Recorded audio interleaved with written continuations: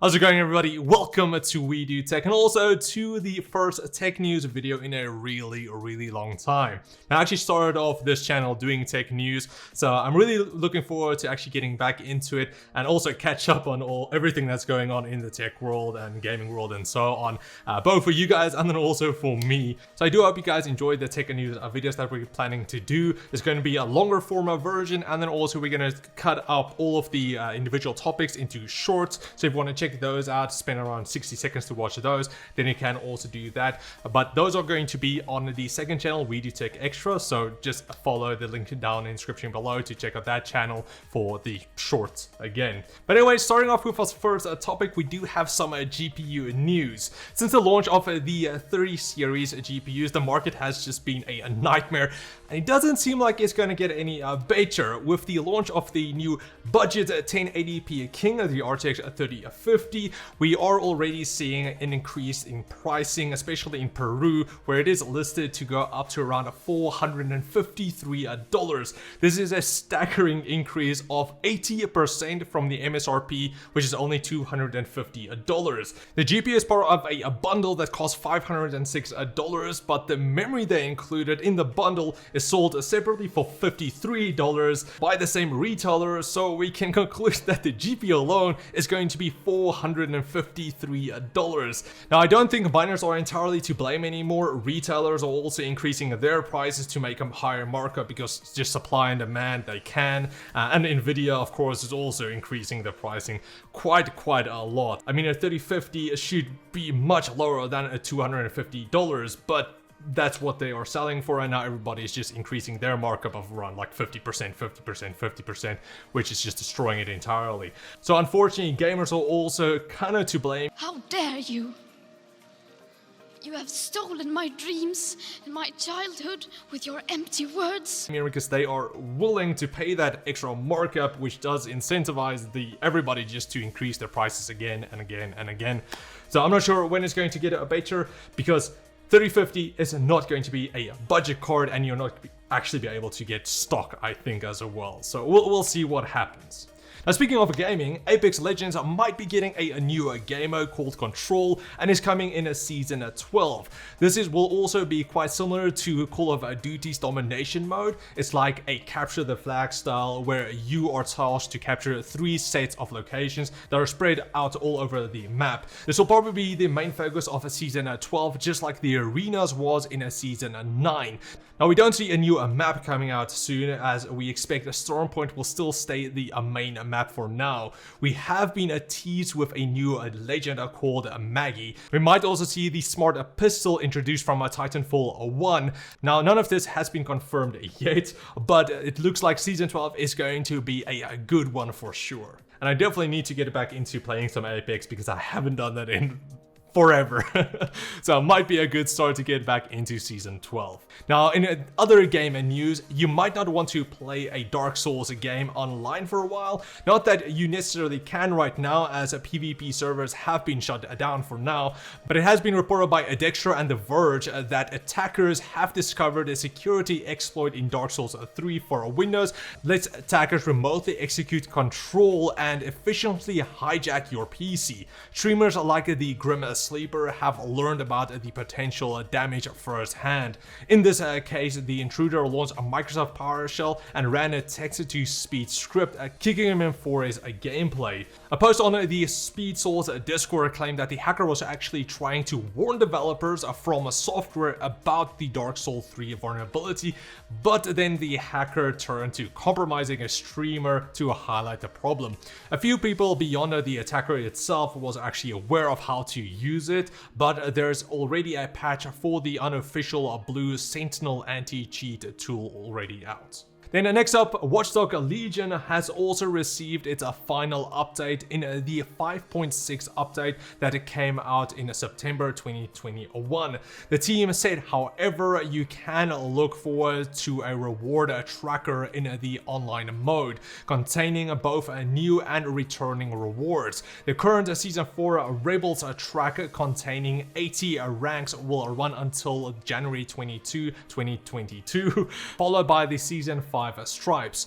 After that, season 3 to 5 will continue to cycle and return to the game, giving you the opportunity to acquire rewards you might have missed out on in the past. Some rewards to look forward to is going to be the modified version of Aiden Pierce's jacket and Jackson's mask and clothing set.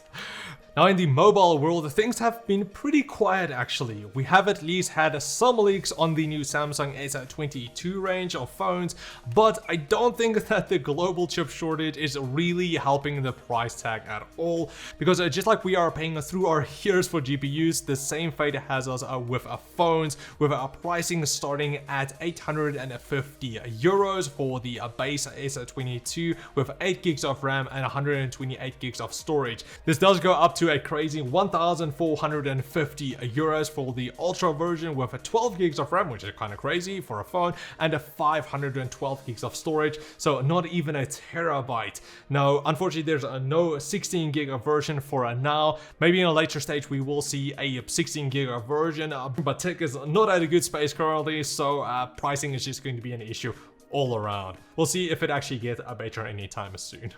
I think we've been saying this for like months now. Then next up, there have been leaked synthetic benchmarks for the upcoming Elder Lake mobile CPUs that suggest that the i7-12700H might be 25 to 35% faster than the Ryzen 7 5800H, which I'm really looking forward to seeing. The leaked benchmark scores feature Cinebench R20, 23, and CPU Z benchmarks. The leaked images list 4 SKUs, the Ryzen 7 5800H, a Core i9 11980H, and 2 Elder Lake H SKUs, the i5 12500H, and then also the i7 12700H. The 12500H is a 12-core 16-thread SKU, supposedly already beating out the unlocked Core i9 11980HK, which is the flagship part for the 11th generation Tiger Lake series, which is just bonkers, honestly.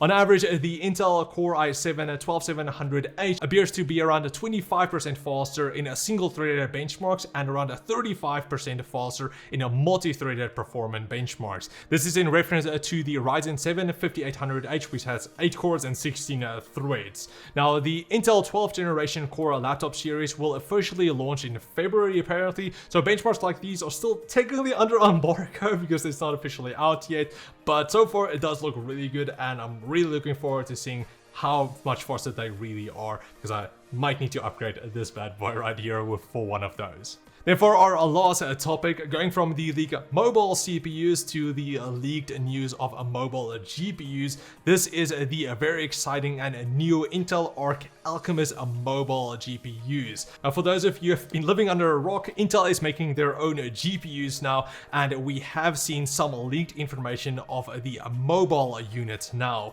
The flagship part is the SQ1 with a 512 execution unit. It will be paired up with 8 GDDR6 memory modules featuring a total of 16 gigabytes of capacity. This memory will be clocked at 16 gigabits per second and has the same speed as the newly announced RTX 3080 Ti laptop GPU.